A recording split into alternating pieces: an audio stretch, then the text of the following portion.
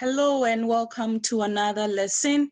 We are still looking at the speaking subtest, and in this lesson, we are looking at the steps to the role play, the steps to acting your role on the day of the speaking test.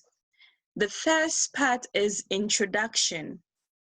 You need to introduce yourself, and you should be very confident and friendly about that. Mentioning your name, telling the patient why you have come and all of that. This should largely depend on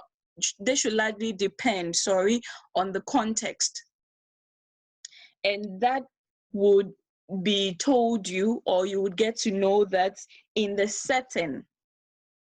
So the setting is very important. Is it a home visit? Is it a hospital ward? Then again, the scenario should tell you how to, or should dictate to you how to introduce yourself. For example, the doctor has asked you to visit a patient at home to teach the person how to give him or herself intravenous injection. You need to understand the particular scenario so that when you go to the person's home, you know how to introduce yourself. So the context, depending on the setting and the scenario, should help you introduce yourself appropriately.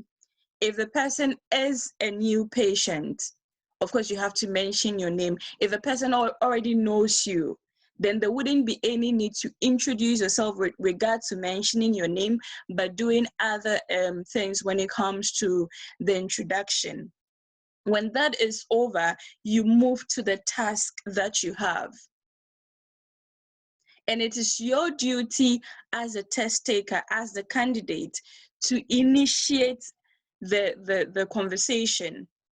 When it comes to relationship building as an assessment criterion, it's looking at relationship building. That's looking at initiating and sustaining the interaction. So it is your duty to start the conversation. And at every point, you should be mindful to ask for the patient's consent. Let him or her agree to what you want to do. For example, the doctor has asked me to come to you to teach you some diet options to help you with your diabetes. If that is okay with you, can we start?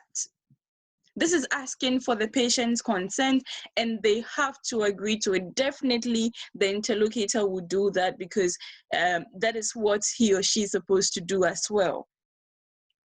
So you initiate the conversation and make sure that you get the patient's permission to continue with what you have to do. And this should feature all throughout. At every point, if you need to ask a question, if you need to make a suggestion, you need to ask for their permission before you do that.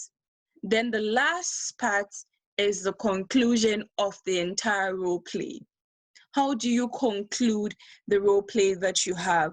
This part is based on the cue card, on the task card that you have.